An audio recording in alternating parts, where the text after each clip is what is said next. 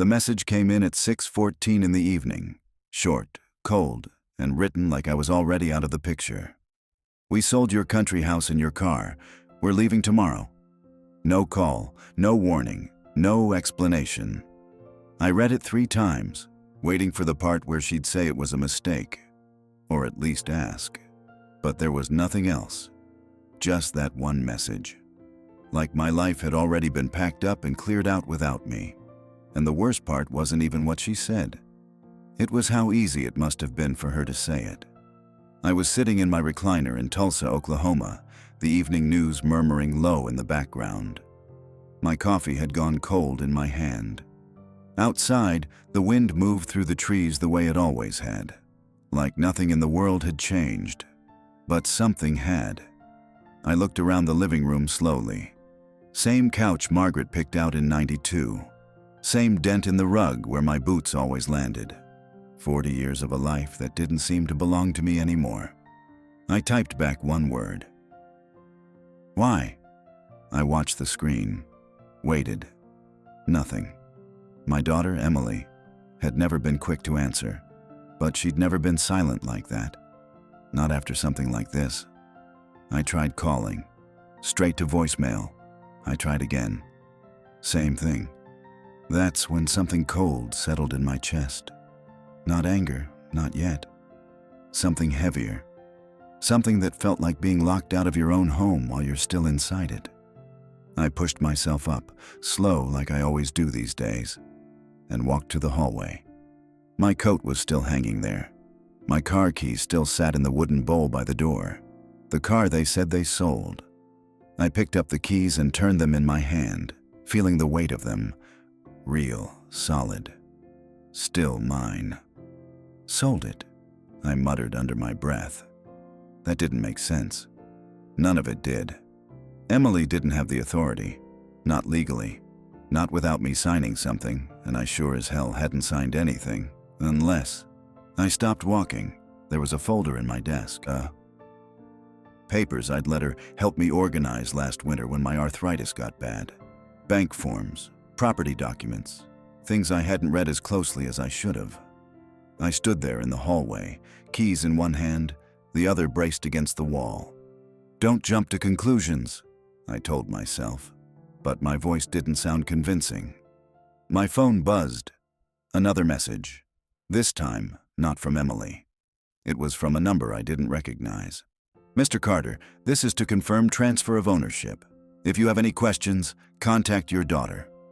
My grip tightened on the phone. Transfer of ownership. That wasn't just talk. That was real. And suddenly, I wasn't thinking about the house or the car anymore. I was thinking about what else she might have signed my name to. I didn't sleep that night. Not really.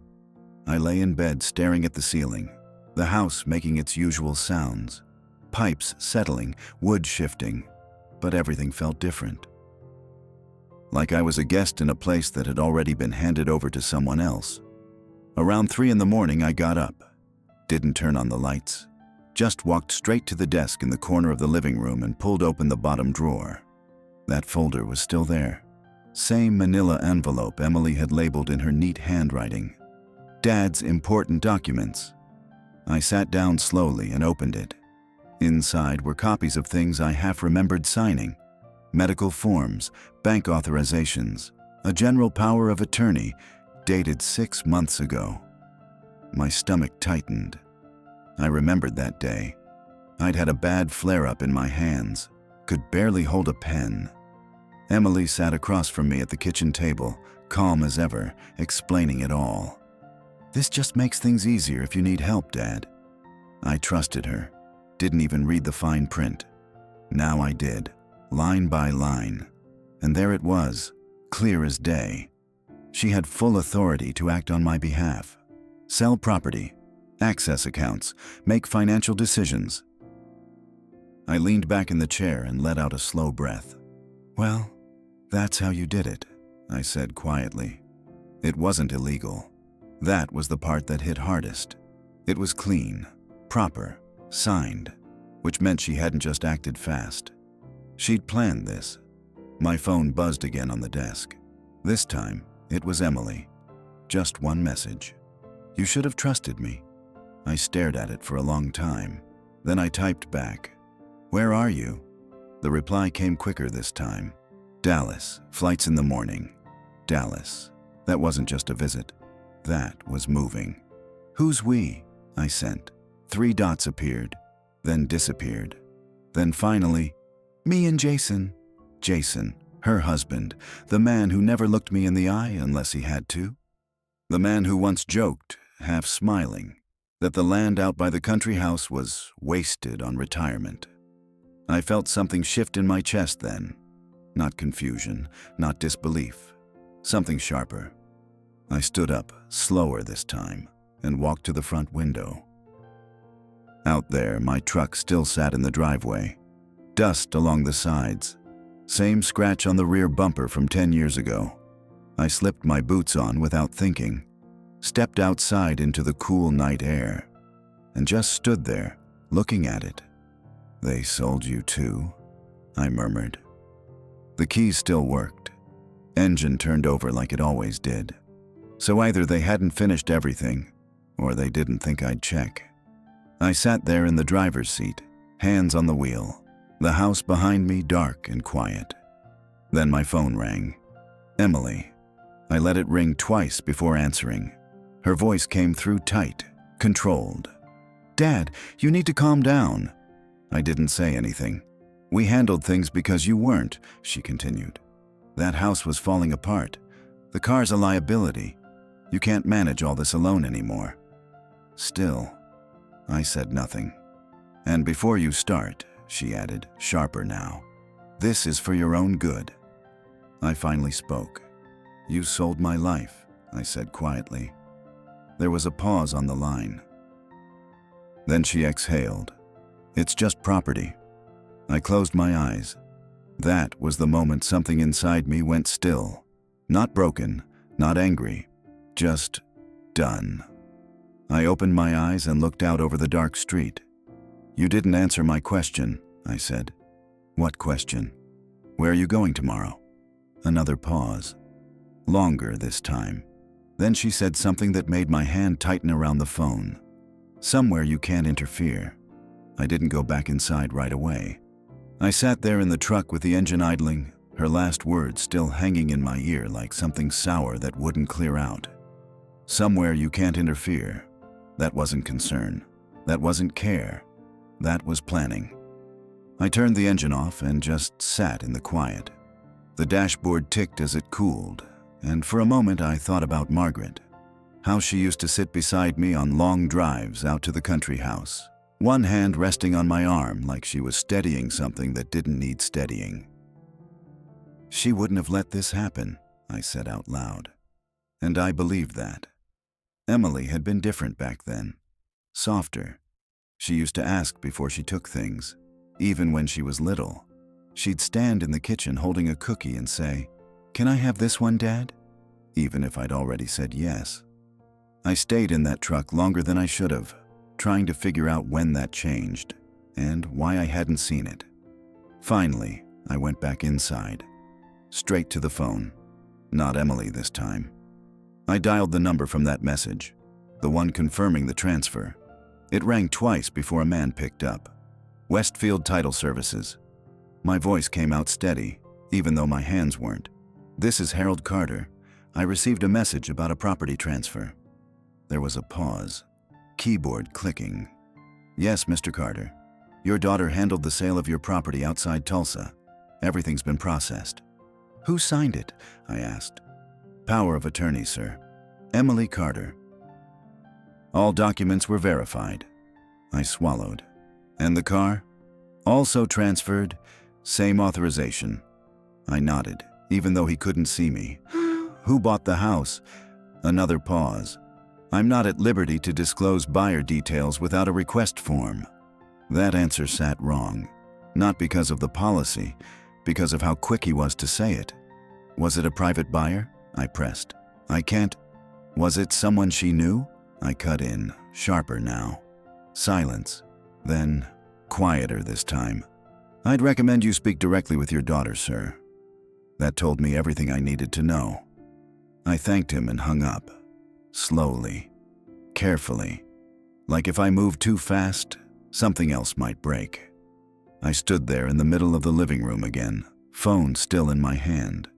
Then I walked back to the desk, opened the folder again. This time, I wasn't looking for signatures. I was looking for patterns, bank statements, transfers, dates. And that's when I saw it. Small at first, then not so small. Money had been moving, not just recently, over the past 4 months. Different amounts, different days, always signed under my name, always authorized by her. I leaned closer, reading each line, and one name kept showing up, over and over, Jason Reed. Not as a recipient, as a business account. I sat back slowly. That wasn't just helping me, I said under my breath. That was funding something I didn't know about. My phone buzzed again. This time, it was a photo. From Emily. I opened it. It was the country house. My house. But it didn't look like mine anymore. There was a sign out front. Reed Development Group. Future site. My chest tightened. Then the next message came in. You never used it anyway. I stared at that photo. At the land Margaret and I bought with money we didn't have. The porch I built myself. The trees we planted when Emily was still small enough to sit on my shoulders. Flattened into a project, a plan, a profit. And in that moment, I realized something I hadn't wanted to admit. This didn't start 6 months ago. It started long before that, back when they first began treating my life like something they were just waiting to take over. My phone buzzed again. One last message before I could even react. You signed everything, Dad. I looked at the screen, at those words, then slowly lifted my eyes toward the hallway, toward that drawer, because suddenly, I wasn't sure that was the only thing I'd signed. I didn't move for a long time after that. Just stood there in the living room, phone in my hand, the screen gone dark again. But that image still burned into me like it was printed on the inside of my eyes. Reed Development Group. Jason's name, not even trying to hide it. I walked back to the desk slower this time, like I already knew I wasn't going to like what I found next. The drawer slid open with that same soft scrape. Papers still neatly stacked. Emily had always been organized.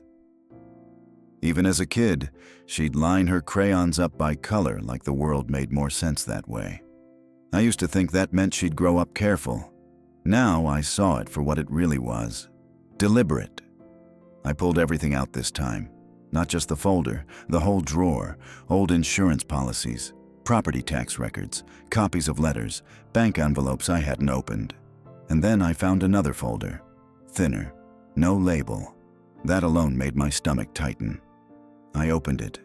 Inside were 3 documents. The first one, another authorization form. Not general this time, specific. Property sale consent. My name printed clean across the bottom. Signature, mine. But I didn't remember signing it. I stared at it, trying to pull the memory up. But there was nothing there. No kitchen table, no conversation, no explanation. Just ink, cold and final. The second document was worse. It was a transfer agreement, dated 2 weeks ago. Buyer listed as Reed Development Group. Purchase price, far below market. I knew that land. I knew what it was worth. They didn't just sell it. They handed it over. I felt my jaw tighten, a slow pressure building behind my eyes. Family discount, I muttered. The third paper sat underneath, folded once. I almost didn't open it. Something about it felt different, but I did. And the moment I read the first line, the room went quiet in a way I can't really explain. It was a medical directive. My name again, my signature again, granting decision-making authority, full authority, to Emily. Not just finances, everything, treatment, care, living arrangements. If I became unable to manage my affairs. I lowered the paper slowly. That wasn't about helping, I said, my voice barely there. That was control. Complete control. I sat down hard in the chair, the wood creaking under me. And that's when something finally clicked into place. All those little things over the past year. Emily insisting I stop driving at night.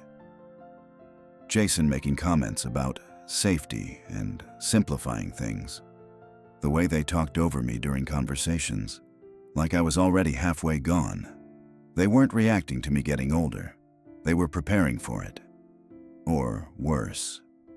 They were making sure it looked that way. My phone buzzed again. I didn't want to look, but I did. A new message from Emily. You should rest tonight. We'll talk when things settle. Settle. Like this was a disagreement. Like this was temporary.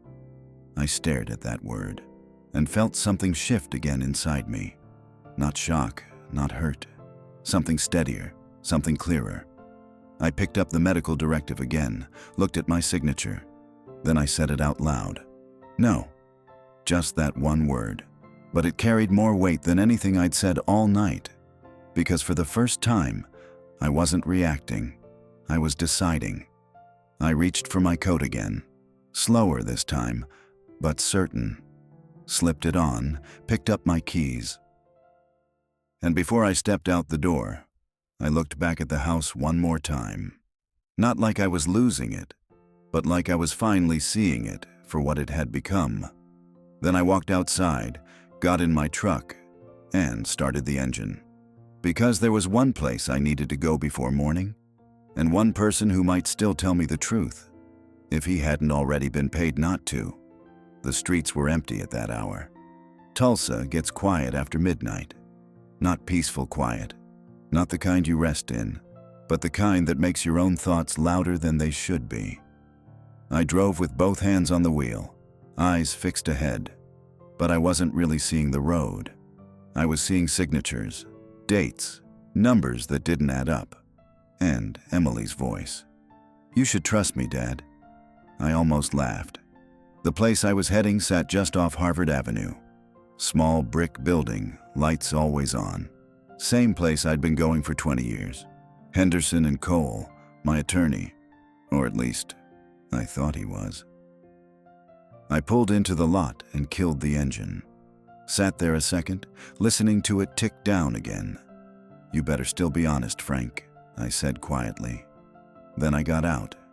The door chimed when I stepped inside. Same smell, paper, coffee, and old carpet. Frank Henderson was behind the desk, reading glasses low on his nose. He looked up, surprised. Harold! He stood up too fast, like he wasn't expecting me. That was the first thing I noticed.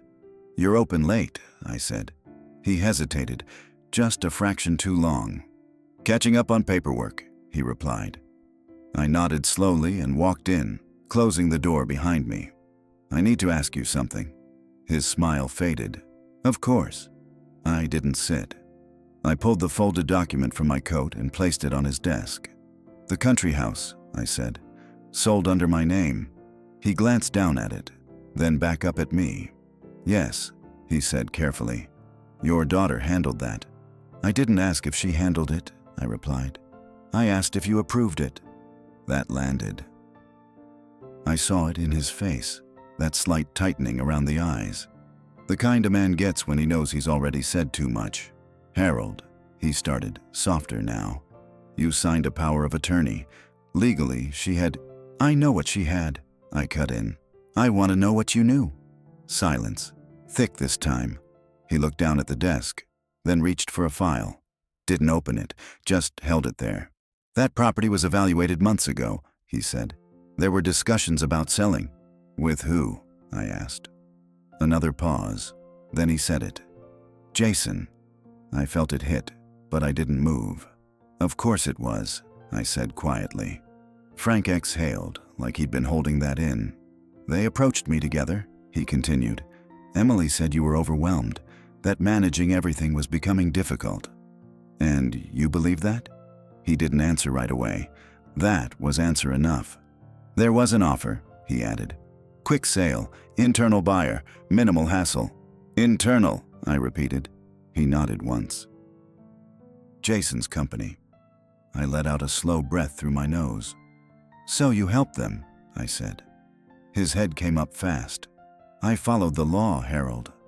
"That's not what I asked." We stood there in that small office, years of trust sitting between us like something already broken. "I advised caution," he said finally. "But your daughter had full authority. There wasn't much I could do." I leaned in slightly, resting my hand on the desk. "You could have called me." That one, he didn't have an answer for. Just looked at me, then away. And that was when I knew. Not everything had been clean. Not really. Maybe legal, but not right. I straightened up slowly. "There's more, isn't there?" I asked. He didn't speak. Didn't have to. I saw it in his hands, the way they tightened around that file. "What else did I sign, Frank?" He swallowed. Then, quietly, "There's a care facility." The words hung there. I didn't move. "A what?" He opened the file this time, turned it toward me. "Pre-admission paperwork," he said. "Assisted living, just outside Dallas." My chest went tight. "Approved under your directive," he added. I stared at the page. My name again. My signature again. Date, last week. "They were planning this," I said slowly. Frank nodded, barely. "They said it was temporary," he added, "until things stabilized." I let out a breath that didn't feel like mine. "That's where they're going tomorrow," I said. Not a question. He didn't correct me, didn't soften it. Just let it sit there between us. And that was the moment everything finally locked into place.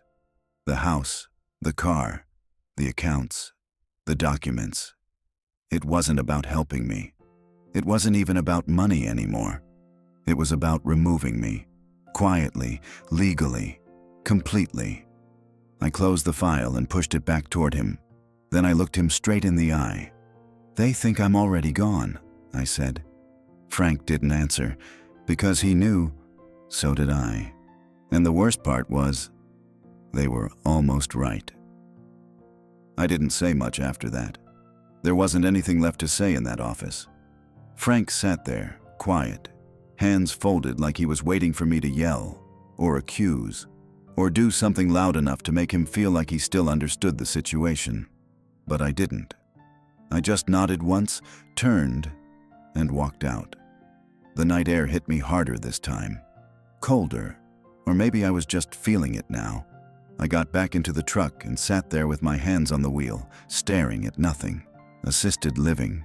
They had already picked the place, already filled out the paperwork, already signed me into a life I hadn't agreed to. "Temporary," I said under my breath. There's nothing temporary about handing someone over. I started the engine, but I didn't drive. Not yet. Instead, I reached for my phone and scrolled, slow, steady, until I found her name, Emily. My thumb hovered over it. Then I pressed call. She answered on the second ring. "Dad?" Her voice was cautious now, not sharp like before. Careful. I didn't waste time. "You signed me into a facility." Silence, just breathing on the other end. Then, "It's not what you think." I closed my eyes. "It's exactly what I think. We were trying to help you," she said, faster now. "You've been forgetting things. You've been alone. That house was mine. You couldn't manage it." Her voice cracked there, not with sadness, with frustration. Like I was the problem that wouldn't solve itself. I gripped the wheel tighter. "So you sold it?" "It was falling apart. So you took my car. You barely drive anymore. And now you're moving me out of my own life," I said quietly. "That's not fair." "No," I cut in, calm but firm. "What's not fair is doing all of this behind my back and calling it care." She didn't answer right away. When she did, her voice had changed. Lower, tired. "You signed the papers, Dad?" There it was again. That shield. That excuse. I opened my eyes and stared through the windshield into the dark. "You ever stop to think why I signed them?" I asked. Another pause. "No," she admitted. "I signed them because you're my daughter, I said. Because I trusted you to act like it. Her breathing got uneven. For a second, just a second, I thought I heard something softer in her. But then, Jason thinks this is the best option. I almost smiled. Not because it was funny, because it finally made everything simple. This isn't about Jason, I said. He's trying to help. He's trying to build on my land, I said, cutting straight through it. That stopped her. I could feel it through the silence. You knew, I added. You knew exactly what he was doing. Her voice came back, smaller now. It was a good opportunity. For who? No answer, just quiet. The kind that tells you more than words ever could.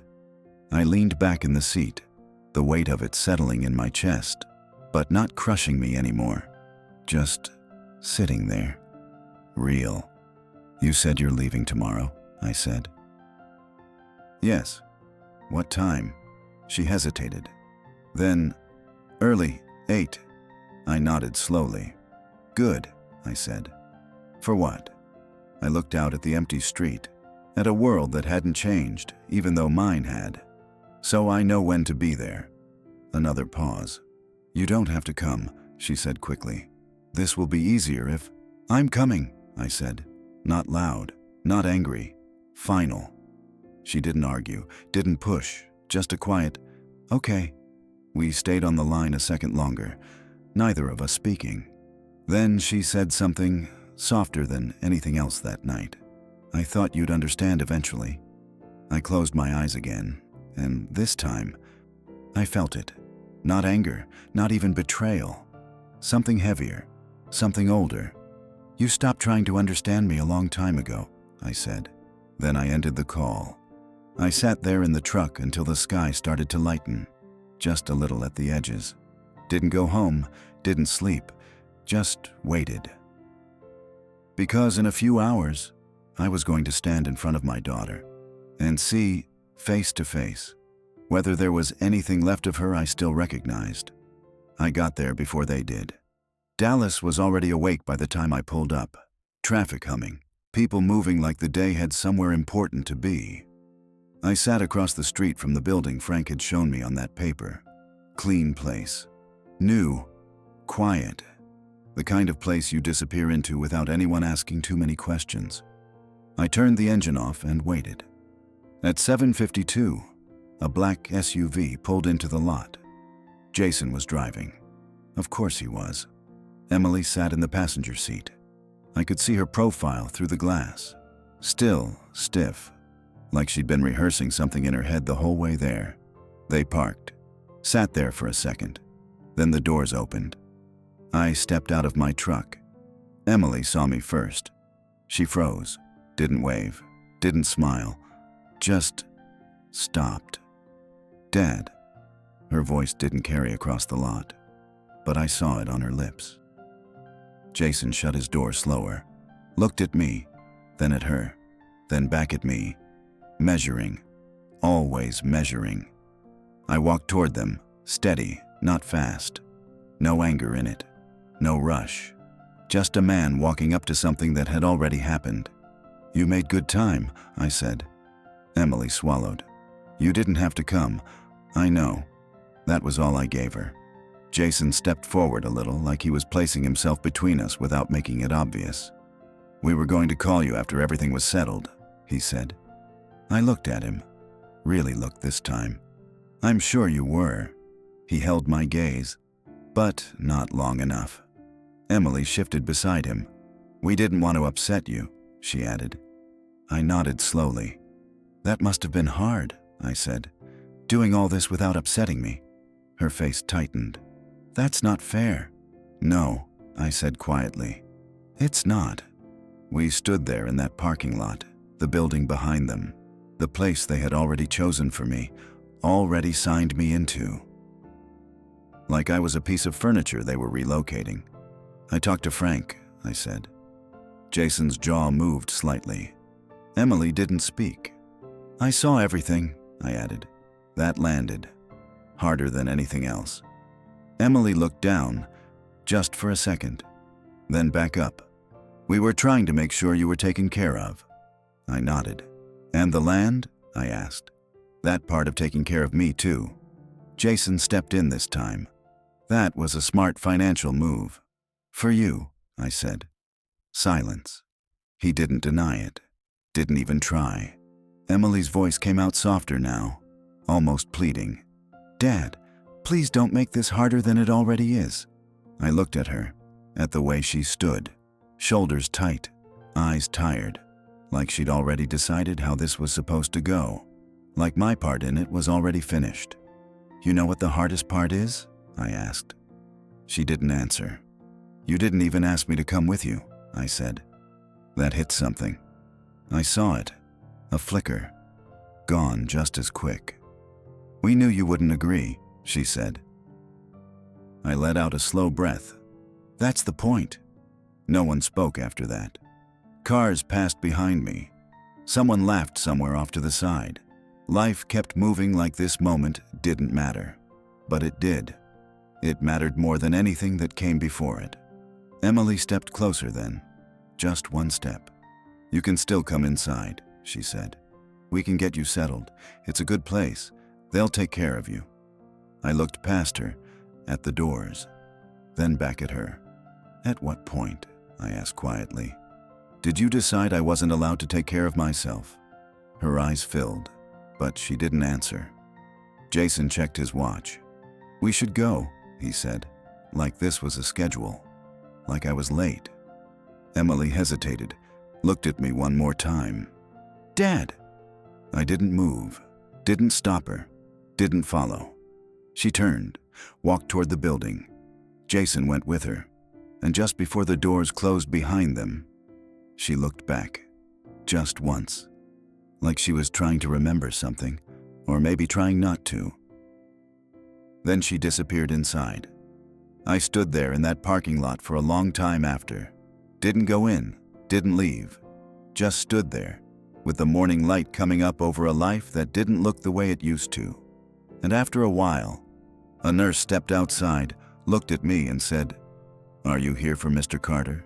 If this story meant something to you, subscribe. There's more to come.